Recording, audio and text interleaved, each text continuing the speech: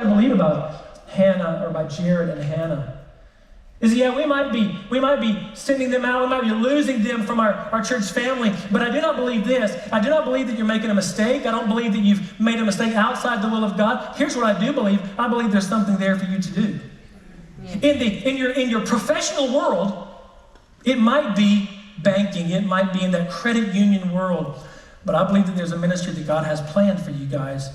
Maybe through that financial institution, maybe through that local church that you get involved in. So Jared, why don't you greet the crowd and just tell them what's on your mind. Thank you, guys. First and foremost, thank you to this church body. We have served you to the best of our ability, and I hope that shows forth. Like Pastor said, when we came in, we knew that it was not going to be a very long-term stint. But we knew it was going to be very intentional. And we knew there are a lot of projects and a lot of things that we were going to hit the ground running with and tackle. And what you're seeing today is some of the fruits of that labor. But it can't be done without a team. I may have brought a roadmap, per se, to some of the things that we were going to accomplish in that short term. But it's taken groups of people to get those things to fruition. This tech crew that's in the back today, I have thrown dozens and dozens of things at them, and they didn't blink. They tackled it head on. They learned everything. So thank you guys in the back. They don't get much recognition, but thank you guys. And this internal church staff, some of the projects that you guys don't necessarily see that happen on a Monday to Friday basis that have the ultimate goal of getting our congregation more connected to one another, which ultimately was the launch of our new church app. There's so many components behind the scenes that take place that it was not just me. It was every member of the staff working on a specific piece to make it happen. So thank you to all the rest of the staff. Anybody that has been a part of the different projects that I've kind of spearheaded, thank you so much, because it couldn't have been done without you. So thank you so much for that. To our volunteer staff and teachers that have taught every Sunday and fallen in line behind us and helped progress some of these things along the way, thank you for that. And I hope going forward the trajectory just continues to progress. I hope that people can come in and take some of the stuff that I've done and improve on it even more than I have. So thank you from the bottom of our heart. Thank you for loving us as family and friends. We'll see you soon.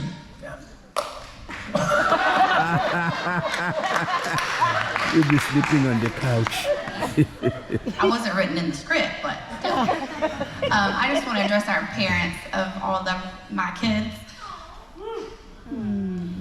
Thank you for sharing them with me, even if it was a year. Some of them have transitioned on to big kids, and some of our toddlers, I've just seen them all. And it's been a blessing for me to be a part of their lives and being able to talk about Jesus with them and seeing their growth in their little Christianity right now. We're just laying the framework and the stepping stones for them. I just encourage you to get involved in their ministry, because it's so easy to just drop your kids off and think, okay, I'm gonna go get fed, but your kids are getting fed in there, and you should be a part of that. You're a part of their dinner and their breakfast and their lunch when they're getting fed, so be a part of their spiritual growth and ask them what they learned or talk to them about it, because that keeps it going. And I just want to thank y'all for sharing them with me, and thank you for all my volunteers, because it takes a village. It's not one person back there, and I just thank you all. Awesome. And thank you to, one thing I failed to mention is thank you to our prep staff as well. It's another side that most people don't see Monday to Friday, but I have been very deep in the woods with prep since day one.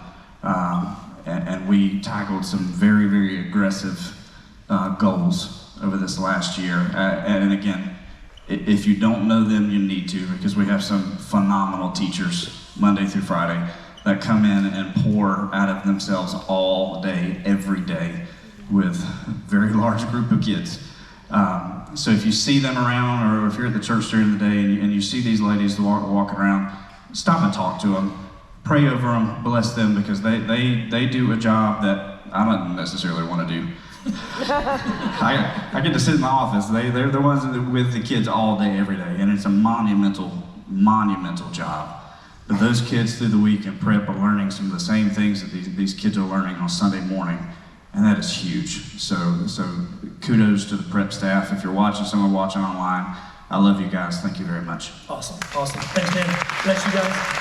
All right, we will have prayer for these guys at the very end of our service, but I would also like to introduce who will be stepping in to fill some of Hannah's shoes, and that's Jessica Fields. Jessica, you want to come on up here? All right. Jessica is known to us. Whoops. Work for the microphone. So when you're editing the video, Pastor Brian, you can edit that part out. So Jessica, just test that microphone.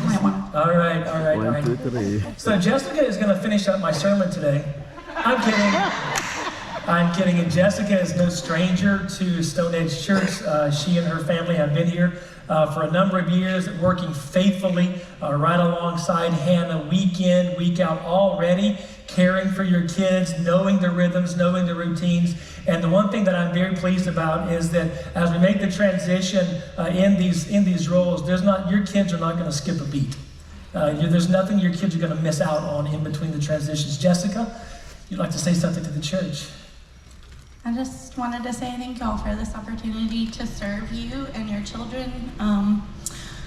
This was not even on my radar, but the Lord knows what we need and what we need to do and what we're called to, and so I am just as surprised as y'all.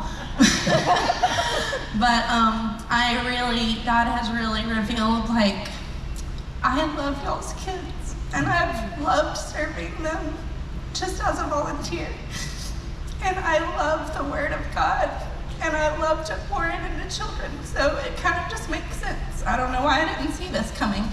So I'm just excited to minister to your kids and to share the love of Jesus and the Word of God with them. So thank you. Awesome. Thank you, Jessica. Thank you. And we're going to pray for Jessica at the very end of our service too as well, but sometimes in life, I'm going to just step right over here real quick.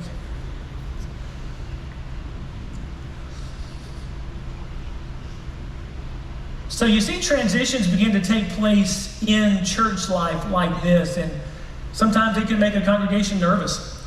Okay, this person's leaving, what's going to happen here? And so we're going to unpack with you just a little bit about what's going to happen. There are some people that have stepped up right inside this church and have said, you know what, Pastor, for the best purposes of the church, we are willing to change assignments if needed. I can't tell you how much that means to me as a pastor.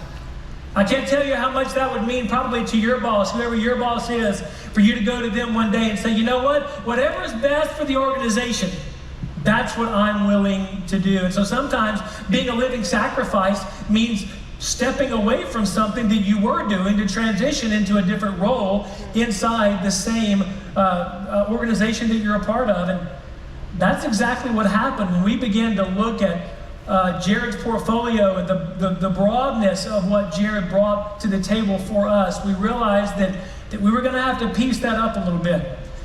We were probably not going to be able to find a person to come back in and do our finances and do our building operations and do our media team as well. And so what we began to do is look for what fits best in the life of this church. And I began to have a conversation with Pastor Logan. And Pastor Logan has just continued to rise in his leadership skills here at the church, taking on things for me that at times I did not even ask him to do. He would just simply step forward and go, you know what, Pastor, I can take care of that. I can take care of that. And so when it came time for Jared to make this transition, Logan and I began a conversation together. And I said, Logan, can you do this? Can you transition from your youth pastor role? Can you stay with us and transition laterally into our operations guy, overseeing the building, overseeing our media team, and what he doesn't know is overseeing a lot of other things I'm going to throw his way. But he said, you know what, Pastor, if that's what's best for the church, that's what I'm willing to do. So for a number of weeks, we began to talk about what that would look like. And so as we transitioned Logan into an associate pastor role, out of the youth into an operations and media role, we began to realize that there was going to be a vacuum in the life of our students. And so that began a conversation with a couple that was already known to Logan and Kalani, and Kyle and Chloe Painter. Why don't you guys come up here? Let's give these guys a round of applause.